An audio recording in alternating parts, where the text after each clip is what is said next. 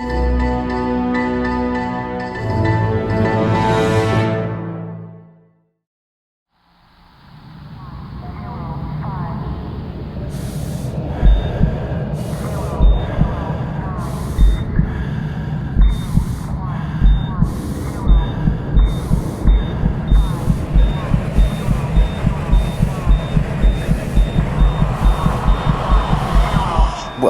to the Rage Cast.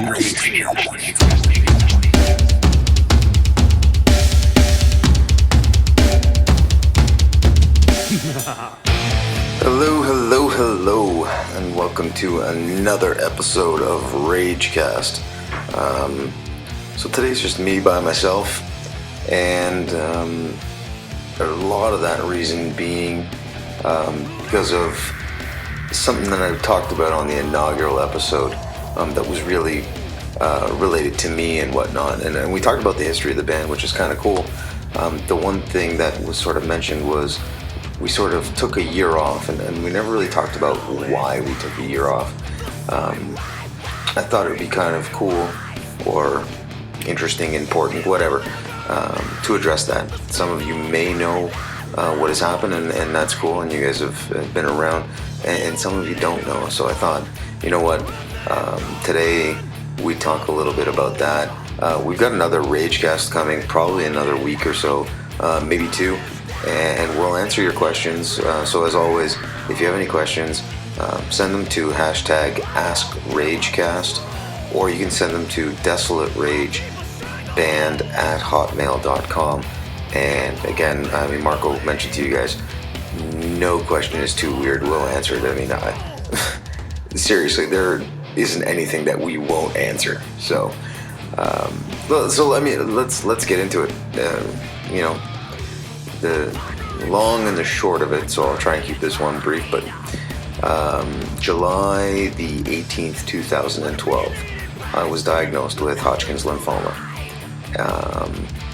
It was a Wednesday. Don't ask me how I know that or how I remember that, but like any other normal day, I woke up, got ready. Hadn't been feeling well for a while, maybe a week or two.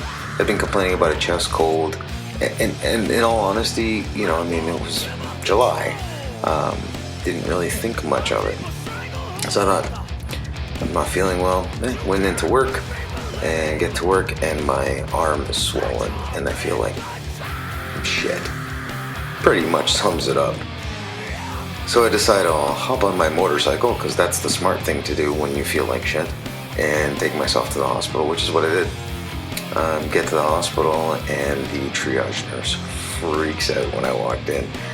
I guess I hadn't realized, but I probably was a funny color, and I don't mean like purple or blue, because I could breathe. But I guess I just didn't look healthy.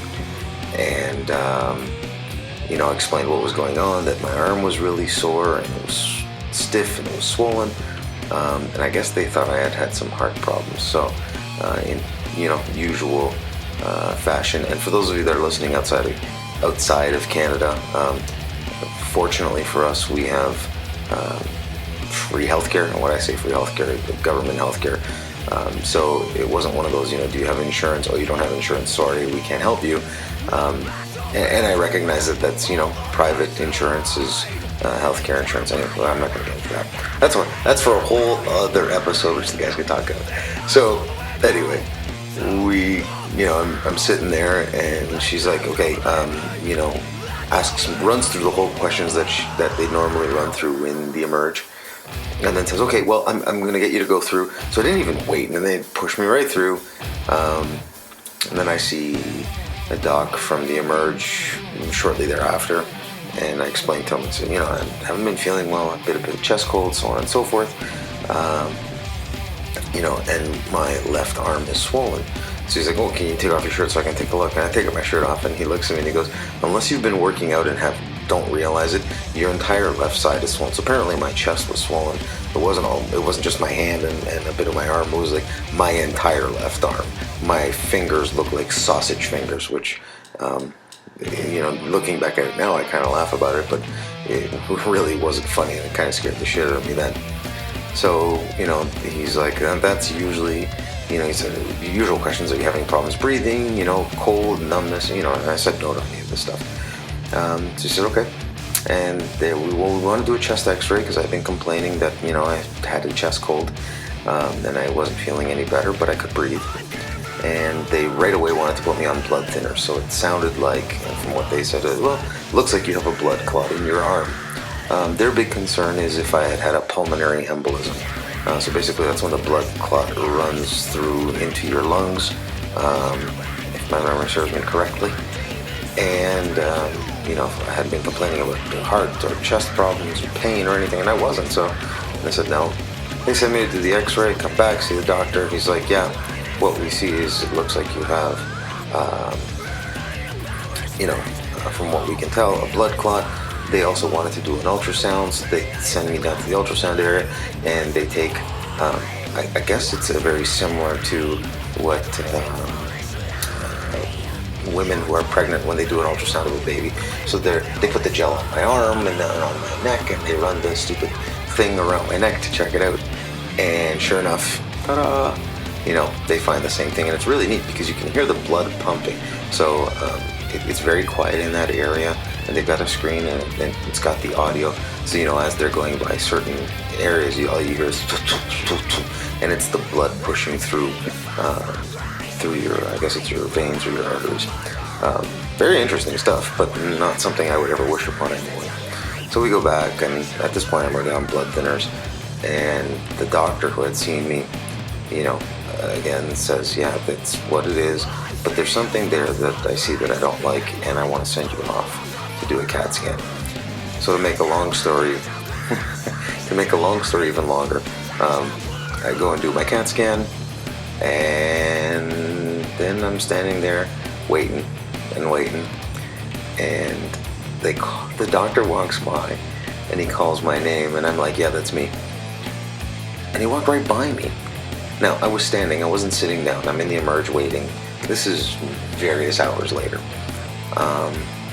So sure enough, he calls me again, and I'm like, yeah, that's me. And he's like, you're George Souza? And I said, yeah. And he just sort of looked at me as if it was like, I look at it now and I said, it's like the dead man walking syndrome. But I said, yeah, I'm George Souza. Well, come with me. So my girlfriend and I, we go, they put us into the little room, they close the little privacy door, and they close the curtains. And at that point I start to get a little antsy because, why the hell would you close the curtains and all this other shit, right? Other than to be private, but still, well, it's a little scary. So the doctor's like, do you know why you're here? And now this is probably the 4th time I've been asked. And I'm like, yeah, it's, apparently I have a blood clot in my arm, and they saw something that they didn't like, and here I am. So they start asking me all these questions, or he starts asking me all these questions about, hey, have you been sleeping properly? Are you sleeping enough? Or are you sleeping too much? Have you been eating? Yes, no. Have you lost weight? All these weird cold sweats at night, all these things that made no sense to me. And I'm like, other than feeling a little sick, which I have been for about a week, no, not really. So they, check my neck and check my lymph nodes and all this stuff. And then he turns around and he says, okay, well, based on what I see, you have a possibility of 2 things. He goes, one of them I've only seen in books, and about 5% of the population of the world get this. So of course, me being me, I get really excited by this, really excited. I'm like, ooh, I want to be the 5% population type of person, which is probably the stupidest thing to say, but I was like, okay. And the other one is lymphoma, which sort of threw me for a curve because, in all honesty, I was sort of like, I beg your pardon? Now, if any of you have seen the movie 50-50, it's with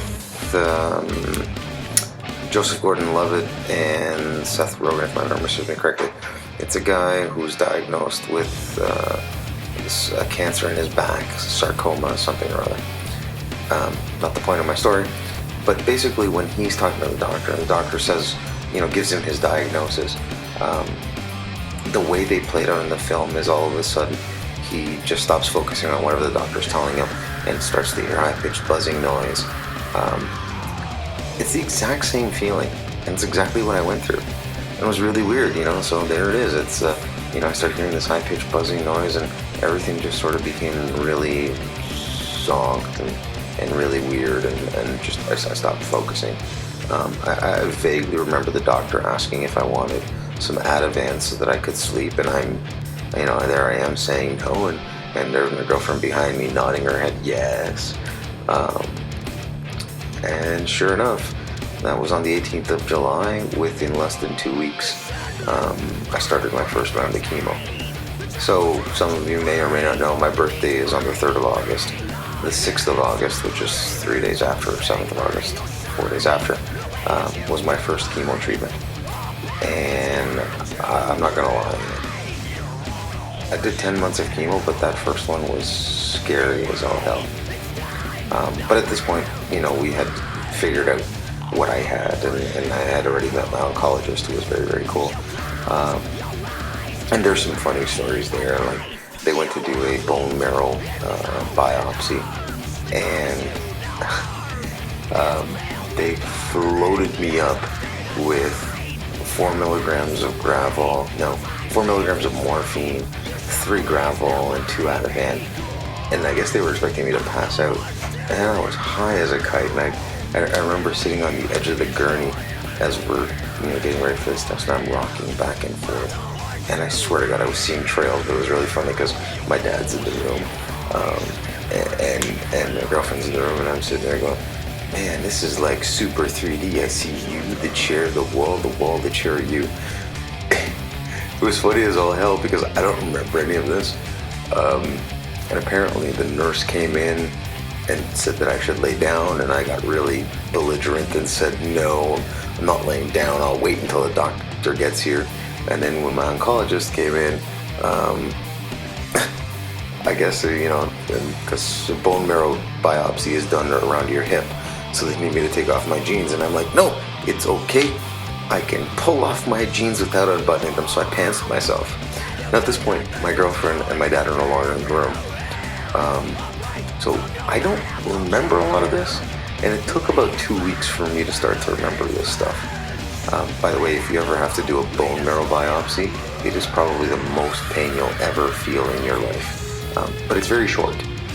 Even with the local anesthetic and all that stuff, I just remember a very elongated fuck as they were removing the bone marrow from my hip. Just in case you were ever curious.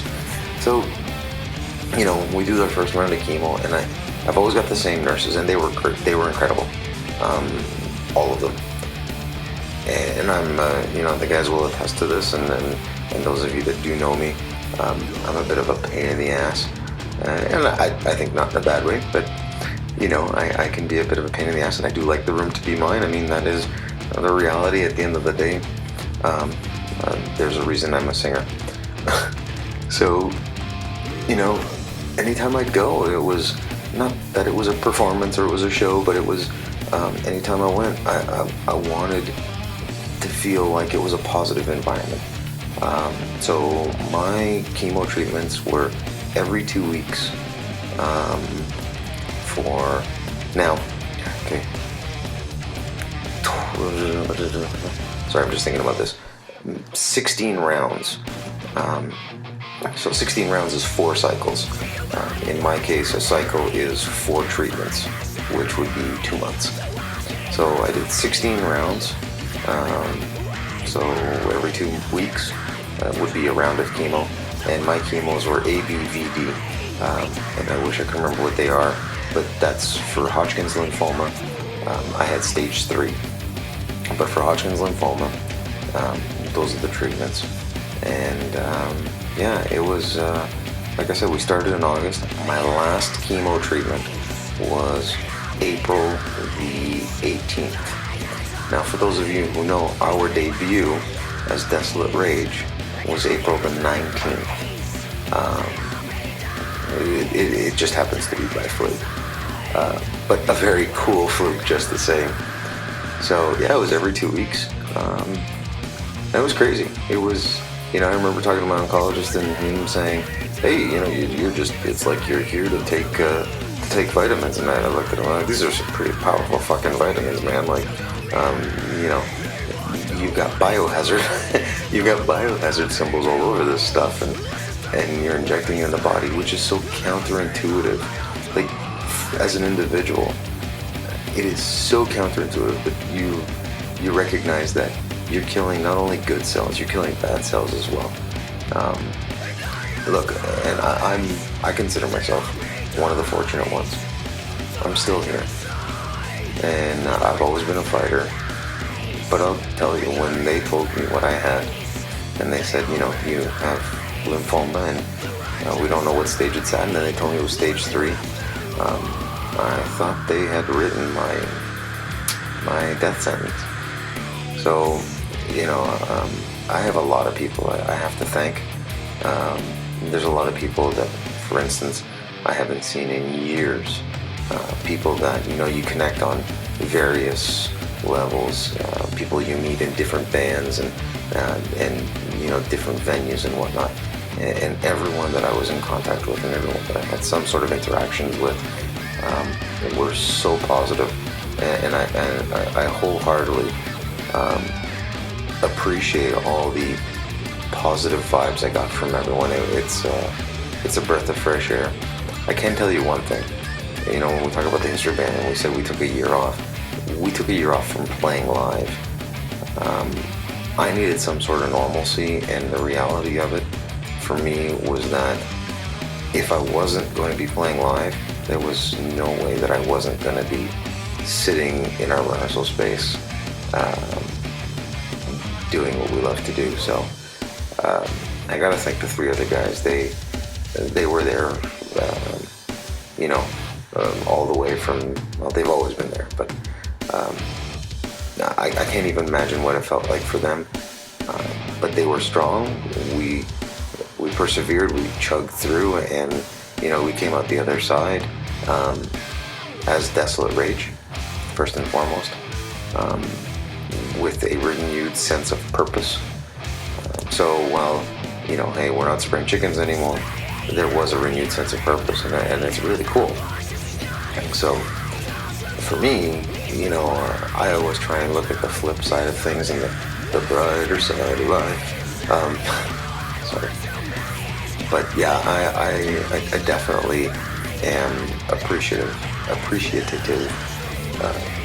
of the support system I had. It can be really hard to see friends or family go through this type of stuff, and unfortunately, in most cases, not all, but in many cases, the outcome is not always a positive one. So the support systems are there, the people are there, and I guess for me, this is a way not only to say thank you, but this is a way to get the message out there that cancer is not what you see in advertising, and that's usually the squeaky wheel, getting the oil. Cancer hits everyone. It doesn't discriminate, and it doesn't give a shit who you are. And generally, I didn't lose any of my hair.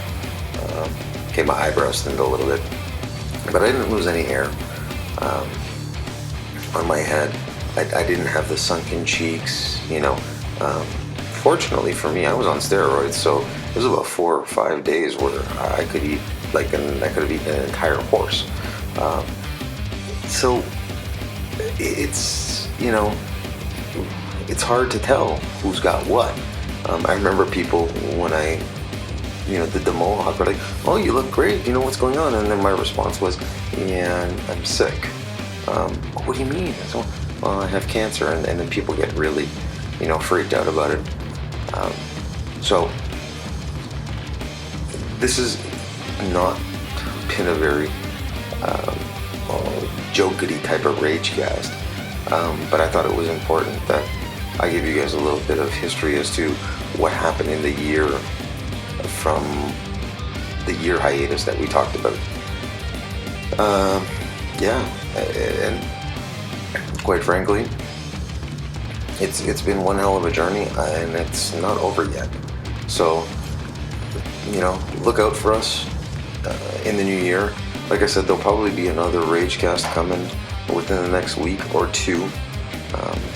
But in the interim, I hope you guys at least enjoyed a little bit of history and a little understanding as to me and sort of why that year hiatus. And like I said, send us questions to, hashtag AskRagecast or at Desolate Rage Band at hotmail.com, and we'll more than gladly